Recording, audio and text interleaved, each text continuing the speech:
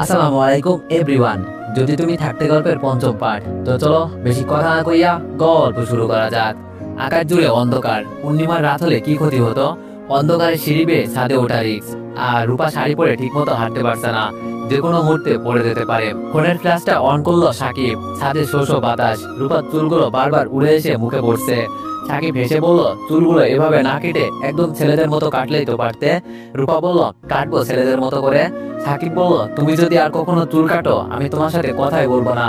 রূপা হেসে বলল, আচ্ছা কাটবো না। এই পর্যায়ে মুখ ভার করে রূপা বলল, শাড়িতে আমায় কেমন লাগে তা তো বললেন না। সাকিব দুষ্টামির ছলে গান ধরে বলল, সব কথা বলে না হৃদয়, কিছু কথা বুঝে নিতে হয়। আহা করে হেসে ওঠে রূপা। রূপা বলল, এই কণ্ঠে গান করো না, লোকজন মনে করবে ছাদে কুকুরে ঘেউ ঘেউ করছে। সাকিব বলল, এই তুমি কি মনে করছো আমি গান করতে পারি না? আমার কণ্ঠ অত খারাপ না, অনেক পুরস্কার পেয়েছি গান করে। রূপা বলল, আপনি তো ঠিকভাবে কথাই বলতে পারেন না, আবার গান? হেসে দিয়ে সাকিব বলল, আমাকে খেপাতে চাচ্ছ তাই না? অত সহজ না। আর আমি তোমার মতো অপ্রয়োজনে কথা বলি না। কিছুক্ষণ চুপ থেকে রূপা বলল, আচ্ছা আমায় ছাদে আসতে বললে কেন? থমথম খেয়ে যায় সাকিব। এই প্রশ্নের ফেস করার জন্য বোধহয় প্রস্তুত ছিল না। এর যুক্তিসঙ্গত কোনো উত্তর নেই। রূপার সাথে সময় কাটাতে ভালোই লাগে সাকিবের। সাকিবকে নিরুত্তর দেখে রূপা বলল, কি হলো, চুপ মেরে গেলেন কেন? সাকিব বলল, তুমি আমায় ওই দিন রাতে ঘুম থেকে তুলে ছাদে নিয়ে আসলে কেন? রূপা বলল, আমার তো মাথায় সমস্যা, তাই যা ইচ্ছা করি। আপনারও কি মাথায় সমস্যা আছে? সাকিব একটু রেগে বলল, আচ্ছা তোমার ভালো না লাগলে ছাদ থেকে চলে যাও। রূপা বলল, মেয়ে মানুষের মতো কথায় কথায় রাগ করেন কেন? আমার তো আপনার সাথে থাকতে ভালোই লাগে, যাবো কেন ছাদ থেকে? সাকিব বলল, তো এত কথা বলো কেন? রূপা বলল, কবেই কম কথা বলেছি? হতাশ হয়ে যায় সাকিব। মেয়ে মানুষের সাথে তর্ক করে পারা এত সহজ কি? মুচকে হাসে সাকিব। রূপা আজ বেশ স্বাভাবিকভাবে কথা বলছে।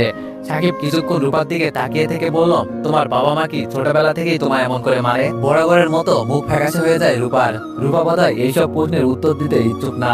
রূপা বলল, এইসব কথা না বললে হয় না? সাকিব বলল, রূপা আমি তো তোমার বন্ধুর মতো, আমার কাছে এইসব বললে সমস্যা কি? রূপা বলল, বন্ধুকে তো মানুষ তুই করে বলে, আমি কি আপনাই তুই করে বলি না, তাই সমস্যা? কেমন বাচ্চাদের মতো লজিক দেখালো রূপা। মনে মনে হাসছে সাকিব। রূপার ফুরফুরে মুডটা নষ্ট না করাই ভালো। সাকিব বলল, আচ্ছা সরি, এসব জিজ্ঞেস করবো না, তবে আমার একটা কথা জিজ্ঞেস করব। রূপা বলল, কি? সাকিব বলল, তোমার লেখাপড়া, ফ্যামিলি, অতীত? চোখ ছলছল করে উঠলো রূপার। চাপা কণ্ঠে বলল, ঘুরিয়ে ফিরিয়ে কথা তো একই হলো। আচ্ছা এইসব বিষয় জানা কি খুব জরুরি? আমি একটা মানুষ, সেই হিসাবে কি আমার সাথে কথা বলা যায় না? ধরে নেন আমার লেখাপড়া, ফ্যামিলি, অতীত কিছুই নেই। খুব সিরিয়াস ভাবে কথাগুলো বলছে রূপা। এর আগে কখনো এইভাবে কথা বলেনি রূপা। সাকিব বুঝতে পারছে না রূপার সমস্যা কোথায়। হয়তো এটা রূপার দুর্বল পয়েন্ট। রূপা এটা নিয়ে কথা বলতে ইচ্ছুক নয়, কিন্তু কেন এমনটা? রূপা আকাশের দিকে জোরে জোরে শ্বাস ফেলছে, দুই হাতে মাথা চেপে রেখেছে, চোখ দিয়ে গড়িয়ে পানি পড়ছে। ভাবনার জগতে ছিল সাকিব, এতক্ষণ রূপার দিকে খেয়াল করেনি। রূপার এমন অবস্থা দেখে আতকে সাকিব। ওয়ানেক্স হচ্ছে সবচেয়ে বিশ্বস্ত বুকমেকার, যা পিএইচডি এবং সিরিয়া অ্যাপের অফিসিয়াল পার্টনার। এই অ্যাপসে আপনি cricket, football, tennis live match দেখতে এবং তাদের স্কোর ভবিষ্যৎবাণী করে সহজেই অর্থ উপার্জন করতে পারবেন। সেই সাথে বিএমডব্লিউ গাড়ি, আইফোন, ল্যাপটপ এবং আরো অনেক নগদ পুরস্কার জেতারও সুযোগ রয়েছে। এই অ্যাপটিতে আপনি class, crystal, under and over 21 ইত্যাদি গেম খেলে সহজেই আয় করতে পারবেন। আপনি বিকাশ, নগদ, রকেট ব্যাংক, ক্রিপ্টো, পেপল এবং অন্যান্য সহজ পদ্ধতির মাধ্যমে সহজেই আপনার ডেটা টাকা তুলতে পারবেন। এখানে আপনি 24 ঘন্টায় 7 দিন গ্র্যাব সহায়তা পাবেন। তাই এখনই পিন কমেন্টে লিংক ব্যবহার করে রেজিস্ট্রেশন করুন, অথবা গুগলে ওয়ানেক্স সার্চ লিখে রেজিস্ট্রেশন করুন। আর হ্যাঁ, রেজিস্ট্রেশনের সময় আমার প্রোমো কোড ভোটা7 ব্যবহার করে প্রথমবার ডিপোজিটে 20,000 টাকা পর্যন্ত পান। সাকিব বলল, রূপা এমন করছো কেন? সরি, আর কখনো জিজ্ঞেস করবো না, আমি ভয় পাচ্ছি। কিন্তু রূপা স্বাভাবিক হও। মাথা ব্যথা করে এক নাগাড়ে প্রশ্ন করেই যাচ্ছে সাকিব। রূপার কাছ থেকে কোনো উত্তর পাচ্ছে না। রূপার কান্না ক্রমশ বাড়তেই লাগলো। জোরে জোরে শ্বাস নিচ্ছে। বোধহয় রূপার শ্বাসকষ্ট হচ্ছে। রূপাকে এইসব প্রশ্ন করার দরকার কি ছিল? মেয়েটা এমনিতে তো একটু অন্যরকম। নিজের বোকামির জন্য নিজের উপর রাগ হচ্ছে সাকিবের। সাকিব রূপার কাঁধে হাত রেখে বলল, কি হলো রূপা, কথা বলছো না কেন? শরীর খারাপ লাগে তোমার? চলো বাসায় দিয়ে আসি। রূপার কাঁধে হাত রাখতেই রূপা সাকিবের উপর ঢলে পড়ে। বুকের ভিতর মোচড় দিয়ে উঠলো সাকিবের। ঘামতে শুরু করলো। হঠাৎ এমন কেন হলো? রূপা সেন্সলেস কেন হলো? সাকিব রূপাকে পাজা করে নিয়ে আস্তে আস্তে সিঁড়ি বেয়ে নামছে। রূপার হুঁশ ফিরবে কিভাবে? ওকে কি ডাক্তারের কাছে নিয়ে যেতে হবে? সাকিব কিছুই ভেবে পাচ্ছে না। ছাদ থেকে নেমে আবার চিন্তায় পড়ে গেল। রূপাকেও রুমে দিয়ে আসা সাকিবের রুমে রূপাকে নেওয়া কি ঠিক হবে? সকালবেলা সাহেলা বেগম যদি রূপাকে রুমে না দেখে বিষয়টা খুব খারাপ হবে। সাকিবের মাথায় আরেকটা বুদ্ধি আসলো। রূপার জ্ঞান ফেরার পর সকাল হওয়ার আগে রূপা যদি ওর রুমে চলে যায় তাহলে বিষয়টা ভালো হবে। সাকিব রূপাকে নিয়ে সাকিবের রুমে শুয়ে দিল। গ্লাসে করে পানি এনে রূপার মাথায় দিল। এত রাতে ডাক্তার কোথায় পাবে? খুব বেশি ভয় হচ্ছে সাকিবের। চিন্তার ছাপ মুখে রূপার মাথার কাছে বসে মাথায় হাত বুলিয়ে দিচ্ছে। মুখটা একদম শুকিয়ে গিয়েছে রূপার। মুখের উপর থাকা চুলগুলো কানের কাছে গুজে দিল সাকিব। অদ্ভুত ভালোবাসা কাজ করছে রূপার প্রতি। ভালোবাসা এমন আদব কেন ভেবে পাচ্ছে না সাকিব। সাকিব রূপার মুখে পানি ছিটিয়ে দিচ্ছে। রূপার জীবনটা এমন কেন? কিছুই জানে না ওর সম্পর্কে সাকিব। রূপাকে ভালোবেসে তো কোনো ভুল করেনি। রূপা তো মানসিকভাবে অসুস্থ। এই অসুস্থতার পিছনে কি কোনো কারণ রয়েছে? এই প্রশ্নগুলোর উত্তর কোথায় পাবে সাকিব? সাহেলা বেগমের কাছে এইসব জিজ্ঞেস করাটা বেমানান। বলেছি না আমার ওইসব জিজ্ঞেস করবেন না। রূপার কথাই ভাবনা ছেদ হয় সাকিবের। স্বস্তির নিঃশ্বাস ফেলে সাকিব। এতক্ষণে চিন্তার অবসান হয়। সাকিব বলল, কি হয়েছিল তোমার? এমন করলে কেন? আমি কত ভয় পেয়েছি। শোয়া থেকে উঠে সাকিবকে ঝাপটে জড়িয়ে ধরে রূপা। সাকিবের বুকে কিছুক্ষণ চুপচাপ থেকে রূপা বলল, কোনো কিছু নিয়ে ভাবলে এমন হয় আমার। ভয় পেয়েছেন? সাকিব বলল, এমন করলে সবাই ভয় পায়। কি নিয়ে ভাবছিলে এত? রূপা বলল, আপনি যা জিজ্ঞেস করছেন তাই নিয়ে। কিছু বলতে গিয়েও থেমে যায় সাকিব। রূপা জড়িয়ে ধরে রেখেছে সাকিবকে। রূপা কি সাকিবকে ভালোবাসে নাকি এইসবও রূপার বেখেয়াল করছে? মাথায় অনেক প্রশ্ন ঘুরপাক খাচ্ছে সাকিবের। সাকিবও রূপাকে বুকের মাঝে আগলে রেখেছে। এর থেকে শান্তি বুঝি পৃথিবীতে হয় না? চুপ করে আছে দুইজন। এই নীরবতার বোধহয় ভাষা আছে। এই নীরবতায় মুখে কথা হয় না, কথা হয় অন্তরে অন্তরে। নীরবতা ভেঙে রূপা বলল, আপনার বুকে অনেক শান্তি। সাকিব বলল, সারা জীবন থাকবে আমার বুকে। কিছুক্ষণ চুপ থেকে রূপা বলল, থাকবো। আবেগ জড়ানো কণ্ঠে সাকিব বলল, ভালোবাসা আমায়? রূপা বলল, ভালোবাসা টালোবাসা বুঝি না। রূপার এমন উত্তরে ভেবাচেকা খেয়ে যায় সাকিব। সাকিব বলল, সারা জীবন আমার বুকে থাকবে অথচ ভালোবাসা না বুঝি? ভালোবাসায় হাবুডুবু খাচ্ছ আর বলছো ভালোবাসা বুঝো না? কোনো কথা বলে না, মুচকে এসে দেয় রূপা। অন্যরকম প্রশান্তি পাচ্ছে সাকিব। ওভাবে কতক্ষণ দুইজন দুইজনকে জড়িয়ে রেখেছিল হিসাব নেই। আজানের ধ্বনিতে হুঁশ ফিরে সাকিবের। ভালোবাসার রাতগুলো এত তাড়াতাড়ি শেষ হয় কেন? সাকিব বলল, রূপা। ঘুম ঘুম চোখে রূপা বলল, সাকিব বলল, ওঠো এখন বাসায় যাও, সকাল হয়ে গিয়েছে। জানালা দিয়ে বাইরের দিকে তাকিয়ে সাকিবকে আরো শক্ত করে জড়িয়ে ধরে বললাম, বাইরে এখন অন্ধকার, যাব না। সাকিব বলল, সাহেলা আন্টি যদি তোমার রুমে না দেখে তাহলে কি হবে জানো তো? সাহেলা বেগমের কথা শুনতে দৌড় পড়িয়ে উঠে বসলো রূপা। চোখ কসলাতে কসলাতে বলল, আমার হেঁটে যেতে ইচ্ছা করে না, কোলে করে নিয়ে আসেন। সাকিব বলল, যদি কেউ দেখে ফেলে? রূপা সাকিবের কথা মানতে নারাজ। সে সাকিবের কোলে চড়ে রুমে যাবে। এইদিকে প্রায় সকাল হয়ে যাচ্ছে। রূপাকে কোলে নেওয়ার চান্সটা মিস করতে চাচ্ছে না সাকিব। সাত পাঁচ না ভেবে পাদা কোলে নিল রূপাকে। সাকিবের দিকে তাকিয়ে মিটমিট হাসছে রূপা। রূপাকে রুমে দিয়ে এসে বিছানায় গায়ে লিয়ে দিল সাকিব। ভাবতে লাগলো আজকে রাতটা। রূপার ছোঁয়া লেগে আছে সাকিবের শরীরে। রূপার শরীরে ঘ্রাণ লেগে আছে সাকিবের শার্টে। সারা রাত রূপা জড়সড় হয়ে সাকিবের বুকে ছিল। প্রশান্তি, মায়া, ভালোবাসা ভরা ছিল রাতটা। রূপা বাচ্চাদের মতো কথা বলা অন্য মাত্রা যোগ করেছে সব সময়। জীবনে প্রতিটা রাত এমন হলে ক্ষতি কি হবে? কি এমন রূপাকে নিজের করে পাবে তো? শঙ্কা জাগে সাকিবের মনে। এত ভালোবাসা কেন রূপার মাঝে? সারা রাত ঘুম হয়নি। রূপার কথা শুনতে শুনতেই রাত কেটে গিয়েছে। এইসব ভাবতে ভাবতেই গভীর ঘুমে তলিয়ে যায় সাকিব। সারা রাত সজাগ থেকে চোখ লাল হয়ে রয়েছে সাকিবের। চোখ দুটো জ্বলছে খুব। ঘুমিয়ে থাকার জো নেই। টিউশনি ভার্সিটি। সকালে ঘুম ভাঙতেই রূপার কথা মনে পড়লে ঠোঁটের কোণে চিতলে হাসি ফোটে সাকিবের। তাড়াহুড়ো করে রান্না করছে সাকিব। আজকে বোধহয় টিউশনিতে যেতে পারবে না। সকালবেলা রুমে পায়চারি করছে সাহেলা বেগম। রূপা তো এত বেলা পর্যন্ত ঘুমায় না কখনো। রূপার রুমে যায় সাহেলা বেগম। এখনো ঘুমাচ্ছে রূপা। কালকে ওর আম্মু মারছে ওকে, তাই বোধহয় শরীর খারাপ করেছে, সেই জন্য ঘুমাচ্ছে। সাহেলা বেগম রূপার মাথার কাছে বসে হাত বুলিয়ে দিচ্ছে মাথায়। মেয়েটা খুব বিষণ্ণ, সুস্থ একদম। নিঃসন্তান সাহেলা বেগমের রূপার জন্য রয়েছে অগাধ ভালোবাসা। তাই তো রূপার সব পাগলামি সহ্য করে। বুকে একটাই আশা, রূপা একদিন সুস্থ হবে। রূপা সুস্থ হলে কি রূপার বাবা মা রূপাকে সাহেলা বেগমের কাছে রাখবে, নাকি আজিজ চৌধুরীর কথাই সত্যি হবে? বুক চিরে দীর্ঘ নিঃশ্বাস বেরিয়ে আসে সাহেলা বেগমের। আদরের গলায় ডাকে রূপাকে। বেগুড়ে ঘুমাচ্ছে রূপা। কপালে হাত দিয়ে দেখলো সাহেলা বেগম। জ্বর আসছে কি রূপার গায়ে? না, শরীরের তাপমাত্রা তো স্বাভাবিক। রূপার কানের কাছে মুখ দিয়ে সাহেলা বেগম বলল, রূপা আম্মু ওঠো তো, অনেক বেলা হয়েছে।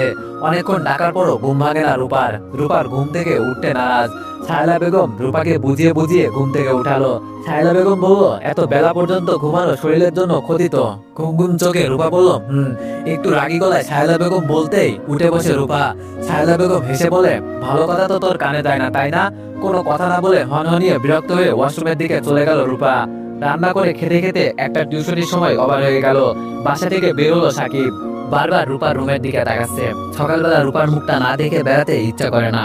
দেয়ালে হেলান দিয়ে একটা কাগজের টুকরাই কি যেন লিখে রূপার রুমের দিকে ছুড়ে মারলো সাকিব। কাগজের টুকরো দেখে তাড়াহুড়ো করে কুড়িয়ে হাতে নিল রূপা।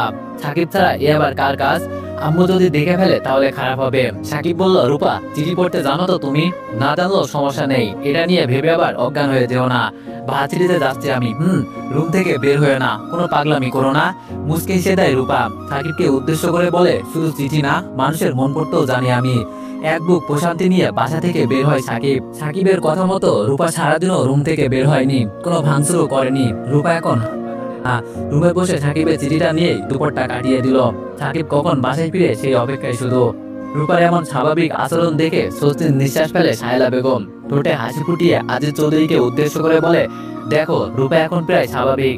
আজিজ চৌধুরী বলল, সব স্বাভাবিক কোথায়, ওর অতীত। আজিজ চৌধুরীর কথা শেষ না হতেই থামিয়ে দিল সাহেলা বেগম। থমথমে মুখে বলল, ওটা অত জরুরি না।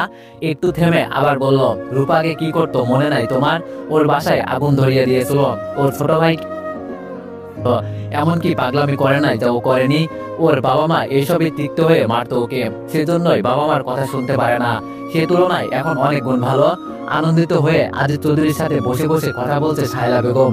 কথা বলার মেন টপিক রূপা। রূপার জন্য সাহেলা বেগমের এত ভালোবাসা দেখে আফসোস হচ্ছে আজিজ চৌধুরীর। রূপাকে যখন ওর বাবা মা নিয়ে যাবে তখন কি সহ্য করতে পারবে সাহেলা বেগম? গোসল ছেড়ে চুল শুকাচ্ছে রূপা। সাহেলা বেগম রূপার রুমে আসতে রূপা হেসে বলল, আগে কত বড় চুল ছিল, শুকাতে অনেক সময় লাগতো, আর এখন কম সময় লাগে। ভালো হয়েছে তাই না? বলে হেসে দেয় রূপা। সাহেলা বেগমের ইচ্ছা করছে রূপার গালে কষিয়ে একটা থাপ্পড় দিতে। রাগ সংযত করে সাহেলা বেগম বলল, খেতে আসো। খাওয়া শেষ করে রুমে আসতেই রূপার চোখ পড়ে সাকিবের দিকে। বাসায় ফিরেছে সাকিব।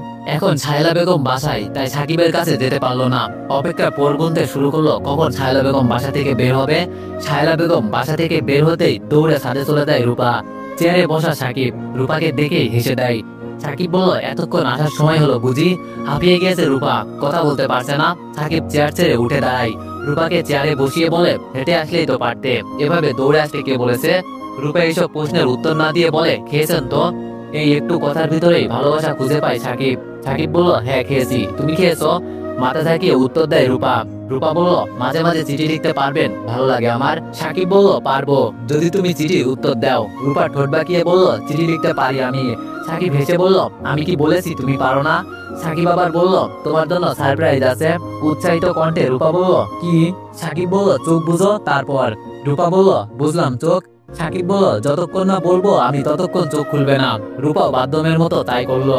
সাকিব পকেট থেকে পায়েল বের করে রূপার পায়ে পরিয়ে দিল। রূপার চোখে আঁকাবাঁকা করে লেপটিয়ে কাজল দিয়ে দিল। একটা কালো টিপ রূপার কপালে পরিয়ে দিল। সবুজ এক মুঠো চুড়ি রূপার হাতে পরিয়ে দিল। সাকিব বলল, চোখ খোলো এবার। রূপা বিস্ময়ে হা হয়ে রয়েছে। সাকিব রূপার সামনে হাঁটু গেড়ে বসে রয়েছে। সাকিব বলল, শোনো, আধুনিকতা একদম পছন্দ না আমার। তুমি আমার রানী হয়ে থাকবে, যার চোখে থাকবে গাঢ় মোটা কাজল, হাত ভর্তি চুলের আওয়াজে বাজবে সারাক্ষণ, কপালে থাকবে বাঁকা টিপ। টিপ ঠিক করার ফলে মাঝে মাঝে কপালে হাত ছুঁয়ে দিব, যত্ন করে পায়ে পরিয়ে দিব পায়েল। কাউকে কাজল পরিয়ে দেওয়ার অভ্যাস আমার একদম নেই, তাই তো আঁকাবাঁকা হয়েছে। রূপা চোখ বেয়ে জল গড়াচ্ছে, অতি আনন্দের জল। রূপা সাকিবের হাত ধরে বলল, অনেকদিন হলো কেউ আমায় ভালোবাসে না, আপনি একদম ব্যতিক্রম। সাকিব বলল, ভালো মেয়ে হয়ে থাকবে, তাহলে সবাই ভালোবাসবে। আজিজ চৌধুরীর কণ্ঠ শুনে সাকিবের হাত ছেড়ে উঠে দাঁড়ায় রূপা। নিচতলা থেকে ডাকছে আজিজ চৌধুরী। সাকিব ভ্রুকুচকে বলে, আঙ্কেল বাসায়? রূপা বলল, বাবার শরীর ভালো নাই, তাই যায়নি অফিসে। বাবা বাসায় থাকলে ভয় হয় না, কারণ সে সারাক্ষণ রুমে বসে বই নিয়ে থাকে, দুনিয়ার অন্য কোনো বিষয়ে তার খেয়াল নেই। এই বলে দ্রুত পায়ে চলে গেল রূপা। আজিজ চৌধুরী তো কখনো ডাকে না এই সময়, আজ কেন ডাকছে? সাকিব হতাশ ভঙ্গিতে চেয়ারে বসে রইল। এমন সময় কেউ ডিস্টার্ব করে? হায় অদৃষ্ট। একটু পরে মুখে একরাশ বিরক্তি নিয়ে আসলো রূপা। সাকিব বলল, কি হলো, রাগে গজগজ করছো কেন? রূপা বলল, মেজাজ খারাপ হচ্ছে। সাকিব বলল, কেন কেন? রূপা বলল, আরে আমি চিনি না জানি না কোথা থেকে কে জানি ফোনে আলাপ দেয়। সাকিব বলল, কে ফোন দিয়েছে? রূপা বলল, প্রণয় রায়। সাকিব ভ্রুকুচকে বলে, আঙ্কেলের ফোনে কল দিয়েছে ছেলেটা?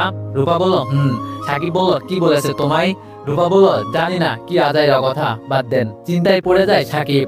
আজিজ চৌধুরীর ফোনে কল দিয়েছে, নিশ্চয়ই রূপার পরিচিত কেউ। সাকিব ভয় পাচ্ছে অন্য কারণে। পরক্ষণে মনে পড়লো প্রণয় রায় ছেলেটা হিন্দু। ভয় কেটে গেল সাকিবের। রূপার সাথে প্রেমের বয়স যত বেড়ে চলেছে, সাকিবের চিন্তা তত গাঢ় হচ্ছে। রূপা 4-5টা মানুষের মতো স্বাভাবিক নয়। হয়তো রূপা স্বাভাবিক নয় বলেই সাকিব এত বেশি ভালোবেসে ফেলেছে ওকে। তবুও এ নিয়ে প্রতিনিয়ত চিন্তায় ভুগছে সাকিব। প্রেম টেম অত নিয়ম কানুন মেনে হয় না, কেমন একটা অনিশ্চয়তার মাঝে আছে। ভবিষ্যতের কথা ভাবলে সুরে ওঠে সাকিব। রূপার সম্পর্কে তেমন কিছুই জানে না, রূপার কাছ থেকে জানার সুযোগ নেই। এইসব কথা সবসময় ইগনোর করে রূপা। মাত্র এই কয়দিনে খুব ভালোবেসে ফেলেছে রূপাকে। ভালোবাসা কেমন একটা অদ্ভুত ব্যাপার। দুপুরে ভার্সিটি থেকে বাসায় ফিরে বারান্দার দিকে তাকায় সাকিব। রূপা যে প্রতিদিন ওর অপেক্ষায় বারান্দায় দাঁড়িয়ে থাকে গেটের দিকে। সাকিবকে দেখলেই এক চিৎলে হাসির চিহ্ন ফুটে ওঠে রূপার ঠোঁটের কোণে। আজ রূপা বারান্দায় দাঁড়িয়ে নেই, কিছুটা শূন্যতা অনুভব করছে সাকিব। হয়তো ঘুমাচ্ছে রূপা। বাসায় এসে কাঁধের ব্যাগটা রেখে তাড়াহুড়ো করে ছাদে যায় সাকিব রূপার খোঁজে। এই মেয়েটাকে নিয়ে সবসময় অজানা ভয় কাজ করে সাকিবের মনে। রূপাকে ছাদে না দেখে রূপার রুমের জানালা দিয়ে উকি দেয় সাকিব। রূপার রুমও নেই। মেজাজ খারাপ হচ্ছে সাকিবের। বিকাল পেরিয়ে সন্ধ্যা হয়ে গেল। সারা বিকাল ছাদে পায়তারা করছে সাকিব। রূপার কোনো খোঁজ নেই। এমন তো কখনো হয়নি। আজিজ চৌধুরীর বাসায় যাবে কি একবার? না, বিষয়টা কেমন বেমানান লাগে। সংকিষ্ট মনে আজিজ চৌধুরীর বাসার সামনে ঘুরঘুর করছে সাকিব। জানালার ফাঁক দিয়ে স্পষ্ট দেখা যাচ্ছে সোফায় বসে বসে চায়ের কাপ হাতে গল্প করছে আজিজ চৌধুরী আর শায়লা বেগম। শায়লা বেগম নিঃসন্তান, তবুও দুইজন কত ভালোভাবে পথ চলছে। হঠাৎ আজিজ চৌধুরী বাসার ভিতর থেকে মোটা কণ্ঠে সাকিবকে ডাক দেয়। সাকিব যথারীত ঘাবড়ে যায়, অপ্রস্তুত বোধ করে উত্তর দেয়, জি আঙ্কেল। আজিজ চৌধুরী বলল, ওখানে কি করো? আসো আসো, বাসার ভিতরে আসো। সাকিবকে দেখে মিষ্টি হেসে শায়লা বেগম বলল, রূপাকে খুঁজছিলে বুঝি? সাকিবের উত্তরের অপেক্ষা না করে শায়লা বেগম আবার বলল, বসো বসো, চা নিয়ে আসছি। সাকিব আজিজ চৌধুরীর পাশে বসে। আজিজ চৌধুরী বই হাতে বসে আছে। বইটা হাত থেকে রেখে সাকিবের দিকে মনোযোগ দেয়। আজিজ চৌধুরী বলল, রূপাকে তোর বাবা মা আজ নিয়ে গেছে। যেতেই চাচ্ছিল না মেয়েটা। বুকের মাঝে ধক করে ওঠে সাকিবের। হতবাক হয়ে বলল, নিয়ে গেছে মানে? একবারই নিয়ে গেছে? যতটা সম্ভব নিজের হতভম্ব ভাবটা লুকিয়ে রেখে প্রশ্নগুলো করলো সাকিব। আজিজ চৌধুরী বলল, না না, একেবারে নিয়ে যায়নি। ওর এক আত্মীয় মারা গেছে, তাই আর কি, দেখতে গেছে। স্বস্তির নিঃশ্বাস ফেললো সাকিব। রূপা কবে আসবে জানার জন্য মনটা ছটফট করছে। কিন্তু আজিজ চৌধুরীকে এত প্রশ্ন করলে যদি সন্দেহ করে, নিজের ভাবমূর্তি রক্ষা করতে কোনো প্রশ্ন করলো না সাকিব। এর ভিতরে তা নিয়ে আসে শায়লা বেগম। চা খেতে খেতে খানিকক্ষণ গল্প করে তাদের সাথে। মানুষ দুইজন ফ্রেশ মাইন্ডের।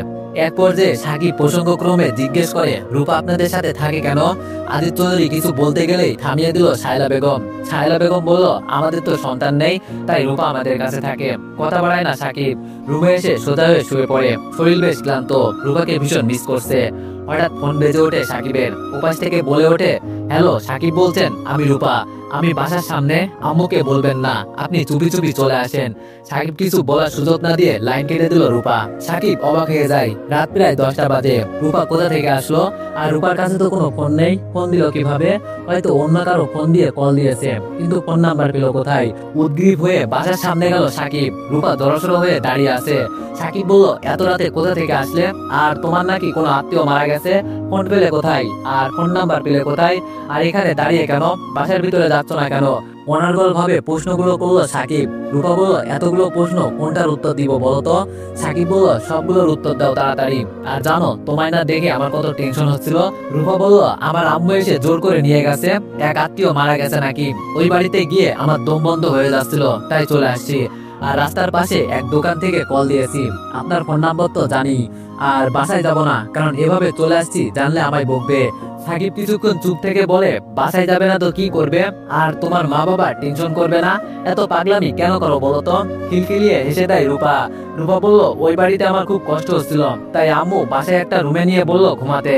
ওনারা ভাববে আমি ঘুমাচ্ছি, আর খোঁজ করলে সকালে করবে। সকালে শায়লা আম্মুর ফোন দিয়ে জানিয়ে দিবে আমি চলে আসছি। আমি বললাম, রাতে যদি খোঁজ করে? রূপা বলল, করলে করুক, আমার কি? সাকিব শক্ত গলায় বলল, তুমি না বলছো আর পাগলামি করবে না? কোনো উত্তর না দিয়ে মাথা নিচু করে থাকে রূপা। সাকিব আবার বলল, হয়েছে অনেক পাগলামি, এবার বাসায় চলো। রূপা বলল, বাসায় যাব না, আর সারা রাত আপনার সাথে ঘুরবো। কিছু বলতে গিয়েও থেমে দেয় সাকিব। মুচকে এসে বলল, ভেবেছিলাম তোমার মাথায় খবরের গোডাউন। না, বুদ্ধি শুদ্ধ আছে। সাকিবের কথায় উত্তরে মুচকে আসে রূপা। ঠোঁটে দুষ্টুমির হাসি ফুটিয়ে সাকিব বলল, প্রেম শিখে গেছো দেখছি। এবারও লাদুক হাসি দেয় রূপা। রূপা আগের থেকে স্বাভাবিক অনেক। বিষয়টা খুব স্বস্তিদায়ক সাকিবের জন্য। রূপা বলল, আপনি একটু জড়িয়ে ধরি। রূপার কথায় ভেবাচেকা খেয়ে দেয় সাকিব। সাকিব বলল, রাস্তা ভরা মানুষ তো। রূপা সাকিবকে আর কিছু বলার সুযোগ না দিয়ে সাকিবের বুকে ঝাঁপিয়ে পড়ে। সাকিবের অদ্ভুত প্রশান্তি অনুভব করলেও অস্বস্তি বোধ করে। চারিদিকে মানুষ, অথচ এই ব্যাপারে রূপার বিন্দুমাত্র ভূক্ষেপ নেই। রূপাটা এমন কেন? হাঁটতে হাঁটতে একটা নিরিবিলি জায়গায় এসে পড়লো। রূপার সাথে এভাবে সময় কাটানোর অদ্ভুত অনুভূতি প্রকাশ করার উপায় সাকিবের জানা নেই। জ্যোৎস্না রাত, চারিদিকে আলো ছড়িয়ে পড়েছে, থমথমে পরিবেশ। সাকিব আর রূপা একটা বেঞ্চে বসলো। সাকিব বলল, রূপা সত্যি আর সারা রাত বাসায় যাবে না? রূপা জোর গলায় বলল, না যাব না। রূপা খানিকটা কাছে গিয়ে সাকিব বলল, ভালোবাসো আমায়? রূপা কাঁপা কাঁপা গলায় বলল, হ্যাঁ। কথা বলতে বলতে সাকিবের কাঁধের উপর ঘুমিয়ে গেল রূপা। এত সুন্দর করে কথা বলতে পারে রূপা। সাকিব যেন মুগ্ধ হয়ে গেল। এইদিকে সকাল প্রায় হয়ে যাচ্ছে। পবিত্র ভালোবাসা রাঙানো যেন দুটি প্রাণ। তো এভরিওয়ান, নেক্সট পার্টের জন্য সবাই একটু বেশি বেশি কমেন্ট আর একটু